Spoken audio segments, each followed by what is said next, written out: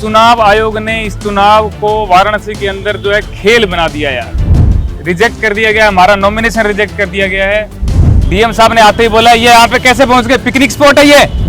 मैंने ये चीज देखी है, लोकतंत्र की जो हत्या है ना वो आज मैंने देखी है।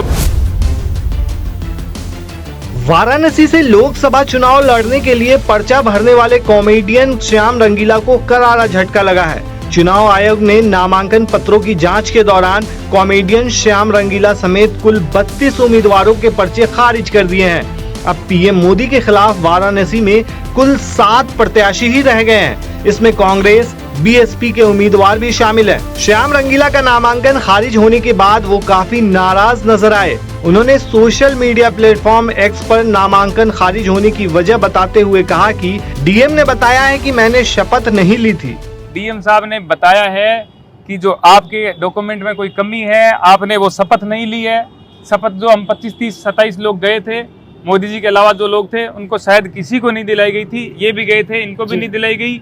इन्होंने 3 बार उनको बोला है, मैं इन पे भी आऊँगा, इनको बोलूँगा कि आप अपनी बात रखो। लेकिन जो शपथ नहीं दिलाई गई, हमारे साथ अधिवक्ताओं को नहीं भेजा गया, इनको नहीं भेजा, सिर्फ अकेले को बुलाया 3 बजे के बाद में। और हम गए वहाँ पे, और वहां पे जाने के बाद में ये 8 बजे तक आए हैं। अब जो उन्होंने रीजन दिया है, कह रहे हैं कि आपने शपथ नहीं ली। मैंने कहा सर आपने दिलाई नहीं। बोले हमारा काम थोड़ी, आप लेके आओ कहीं से।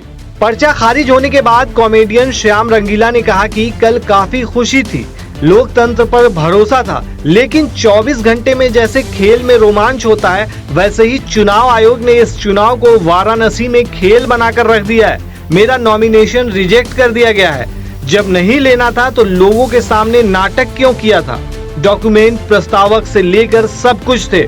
आज डीएम ने बताया कि आपके डॉक्यूमेंट में कमी है, आपने शपथ नहीं ली है। जो 25-27 लोग गए थे, मोदी जी के अलावा किसी को शपथ नहीं दिलाई गई थी। हमारे साथ वकीलों को नहीं भेजा गया, सिर्फ अकेले बुलाया गया। वजह बताई गई है आपने शपथ नहीं ली है। मैंने कहा कि आपने शपथ नहीं दिलाई तो उन्होंने कहा कि यह हमारा काम नहीं है। चुनाव आयोग ने इस चुनाव को वाराणसी के अंदर जो है खेल बना दिया यार, खेल बना के रख दिया है। आज हमें रिजेक्ट कर दिया गया, हमारा नॉमिनेशन रिजेक्ट कर दिया गया है। यार जब नहीं लेना था तो फिर लेने की वो नाटक वगैरह क्यों किए लोगों के सामने? 24 घंटे में तो हो ही गया ना क्लियर।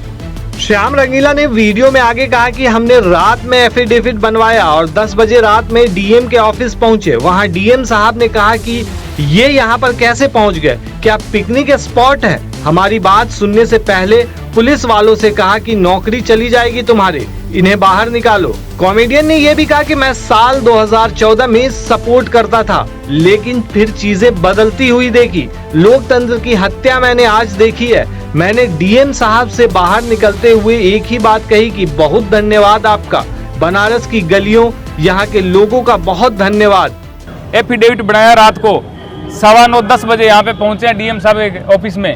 डीएम साहब आए हैं थोड़ी देर बाद में। डीएम साहब ने आते ही बोला ये यहाँ पे कैसे पहुंच गए, पिकनिक स्पॉट है ये, पिकनिक बना रहे हो क्या यहाँ पे, यहाँ कैसे पहुंचे तुम लोग?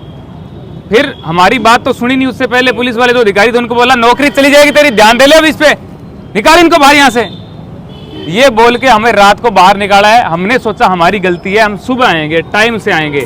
हम यहाँ पे टाइम से पहुंचे हैं, 11 बजे से पहले एंट्री नहीं, साहब खुद 11:15 आए हुए हैं। मैंने ये चीज देखी है, लोकतंत्र की जो हत्या है ना वो आज मैंने देखी है। वो माहौल मैंने बनते देखा है। अब जब हम बाहर निकले, डीएम साहब से बात करिए, मैंने एक ही बात बोली, डीएम साहब बहुत धन्यवाद आपका।